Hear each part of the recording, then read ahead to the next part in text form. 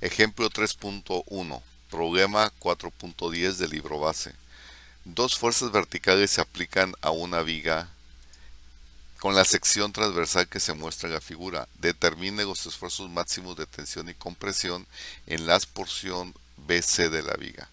Muy bien, se trata de una viga que está empotrada en este caso en el extremo derecho y en voladizo. Tiene una longitud de 600 milímetros y posee dos cargas concentradas, una de 4 kilonewtons en el extremo del voladizo y otra hacia arriba y otra de 4 kilonewtons a la mitad y hacia abajo. Su sección transversal es en forma de U, con 50 milímetros de ancho y 60 milímetros de peralte total. Los espesores de estas dos armas, digamos, son de 10 milímetros. Para poder determinar lo que nos piden, que son los esfuerzos máximos de tensión y compresión, es decir, esfuerzos normales debidos al momento flexionante, pues tenemos que resolver nuestra viga y calcular el momento flexionante precisamente en el tramo BC, que es el tramo de acá. Entonces yo tengo que determinar el valor del momento flexionante en este tramo y donde sea máximo, pues ya calcularíamos los esfuerzos máximos de tensión y compresión. Para ello, pues primero tenemos que resolver la viga, calcular sus reacciones con las ecuaciones de equilibrio estático. Suma de fuerzas en Y debe ser cero. Entonces tendríamos aquí 4 kilonewtons hacia arriba, 4 kilonewtons hacia abajo, más RCY igual a cero. Despejando RCY nos da cero, es decir, estas dos cargas se anulan porque corresponden a un par de fuerzas. Se anulan en cuanto a la magnitud de la resultante en fuerza, más no en cuanto a momento, porque al ser un par de fuerzas se traducen en un momento. Bien, para calcular el momento de reacción en el extremo C, donde está el empotramiento, hacemos la suma de momentos respecto a C. Equilibrio de momentos debe darnos cero. Entonces estaríamos hablando de que 4 por su brazo de palanca, que es 600, menos 4, porque ese gira horario y este gira antihorario respecto al punto C. Entonces sería 4 por 600 y ese sería menos 4 por 300.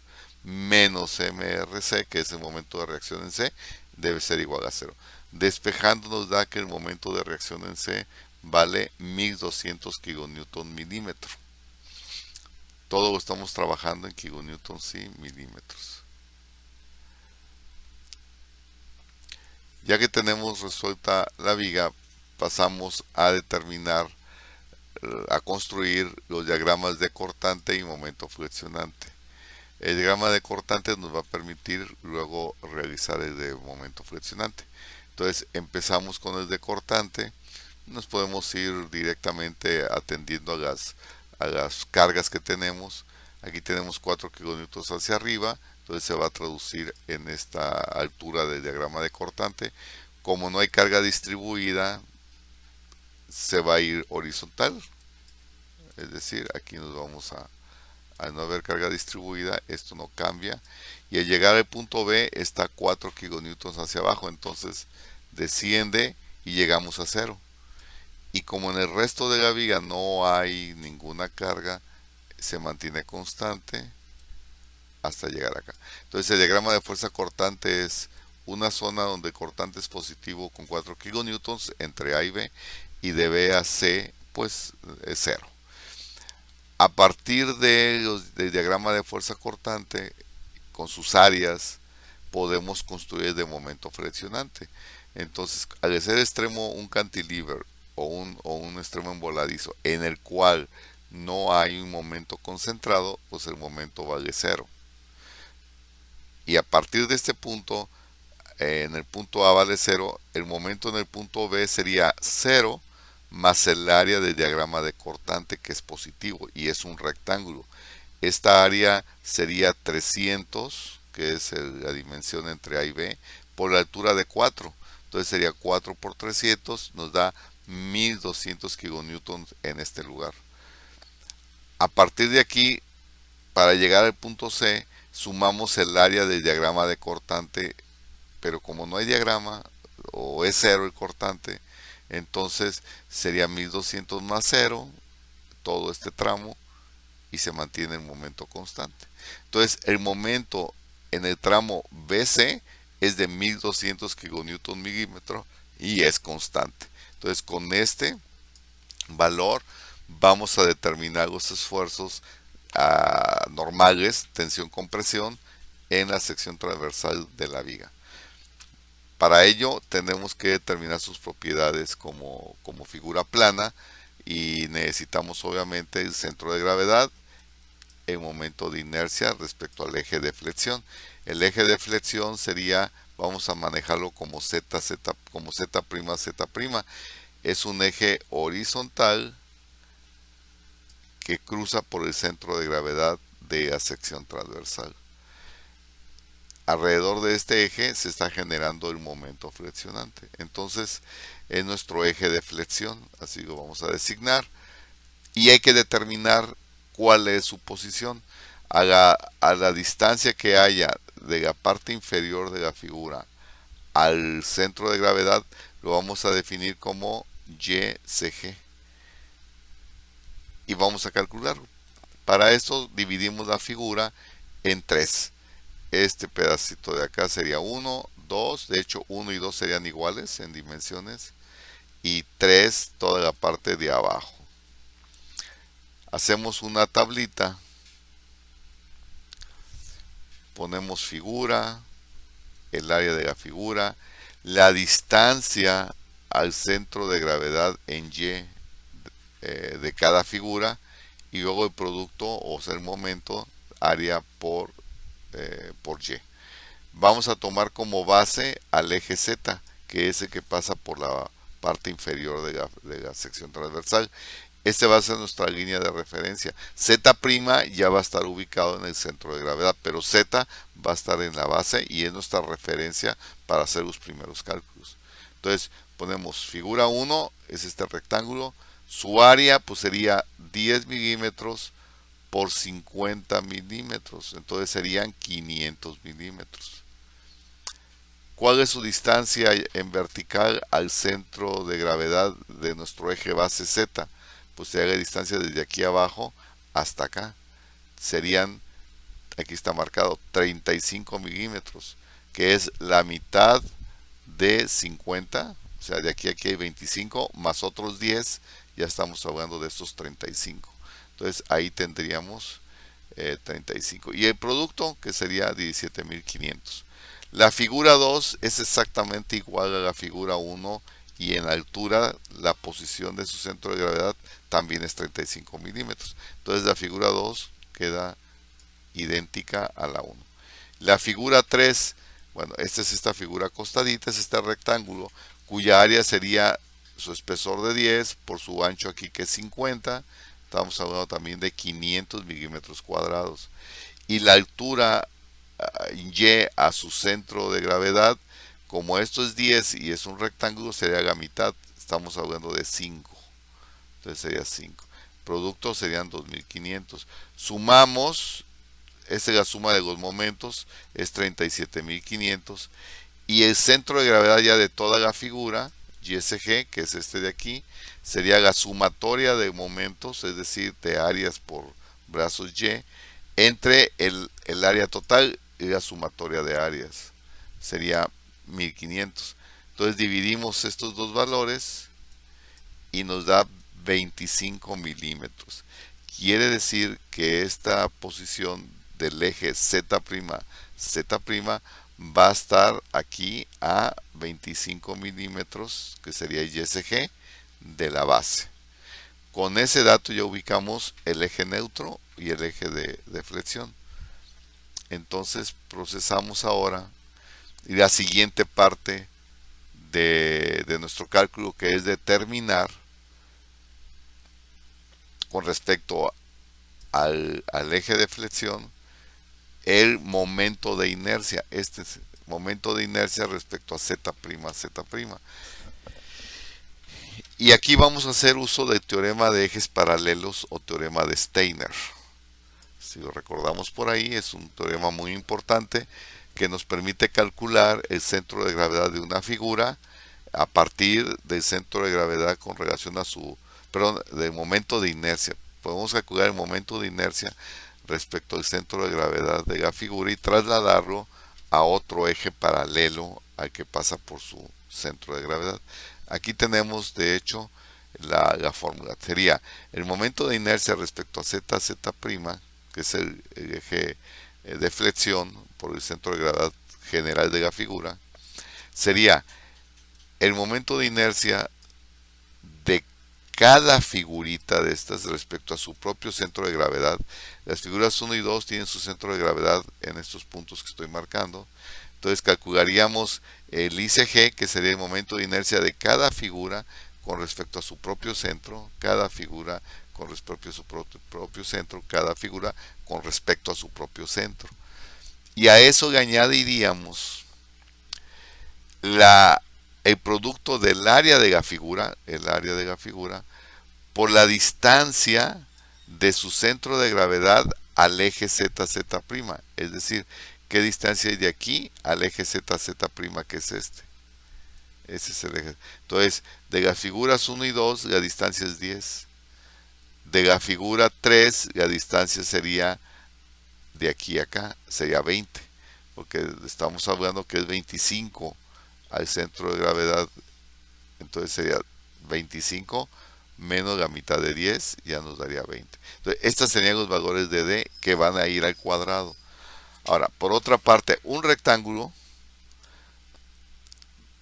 tiene como momento de inercia rectangular respecto al eje que pasa por su centro de gravedad.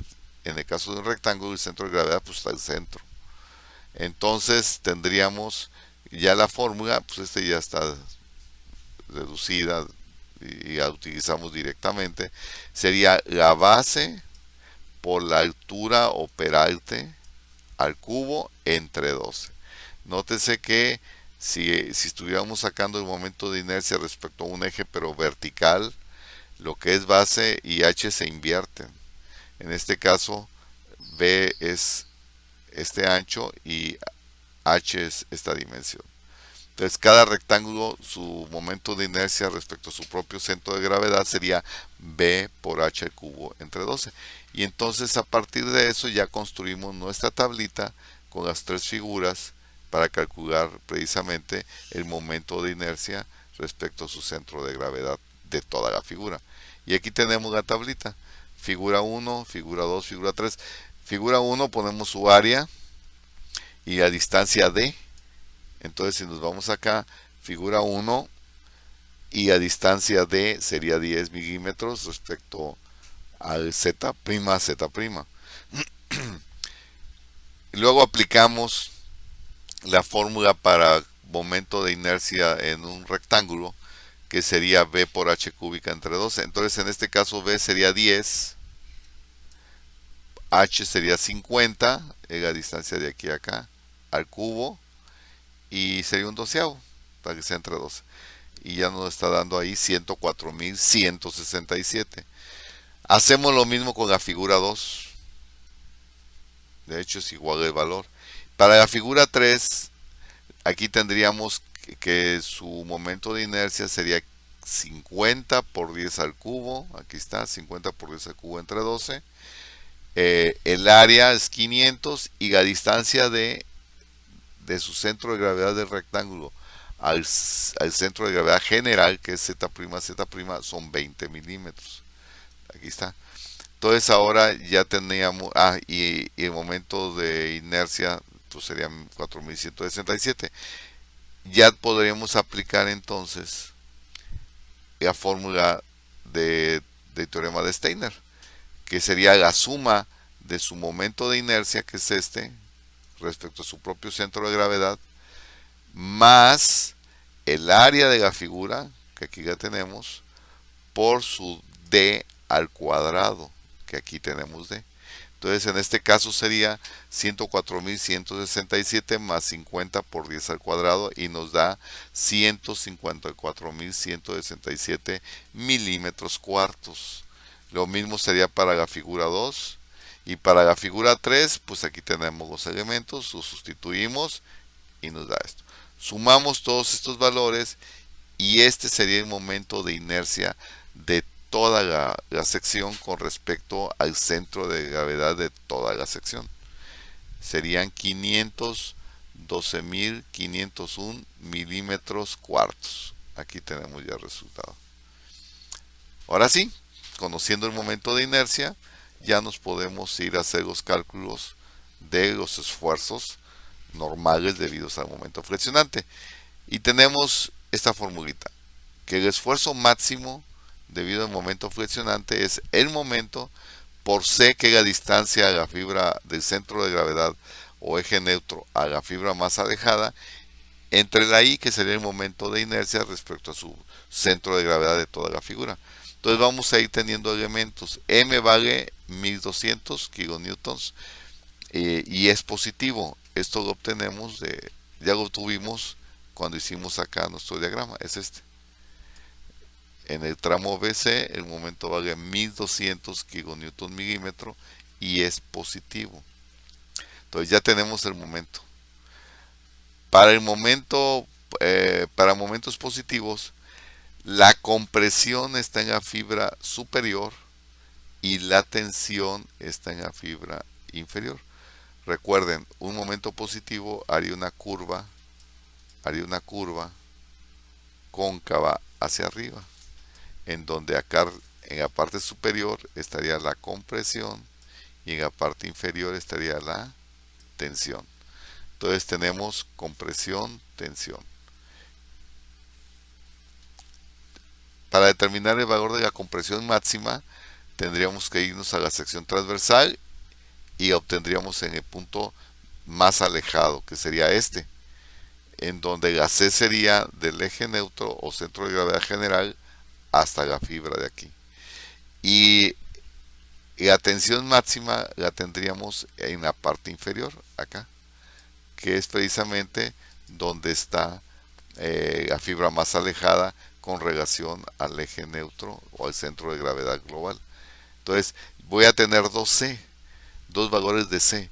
Una C para la fibra superior, que va a estar a compresión, y otra C para la fibra inferior, que va a estar a tensión. Entonces vamos a dividir aquí nuestro programa en dos, en el cálculo de dos esfuerzos normales, el superior a compresión, el inferior a tensión.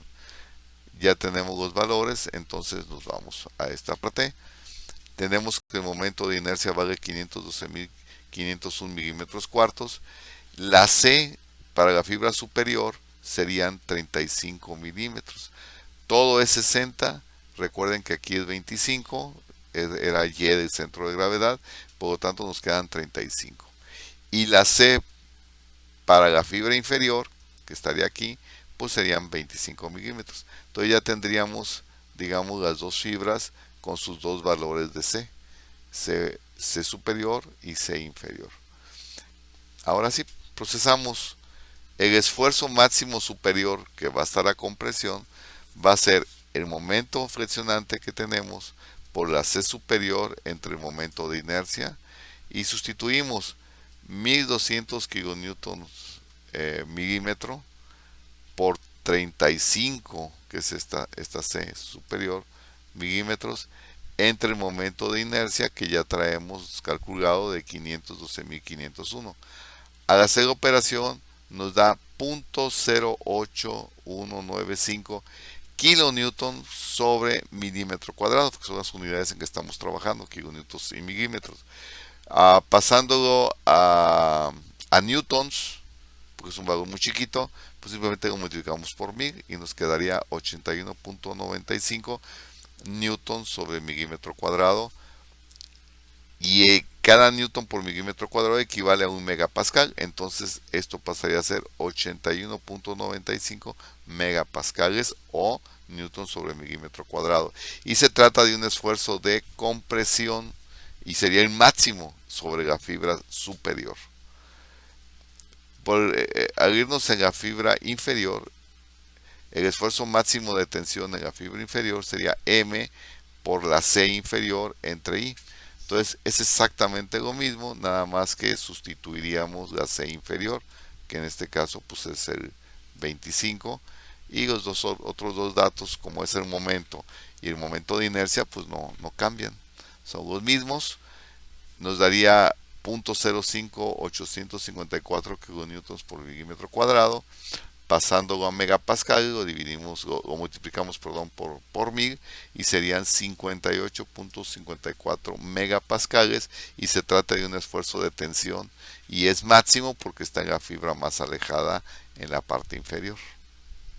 Entonces, en resumen, ya los resultados serían que el esfuerzo máximo de compresión es de 81.95 megapascales en la fibra superior y el esfuerzo máximo de tensión es de 58.54 megapascales en la fibra inferior.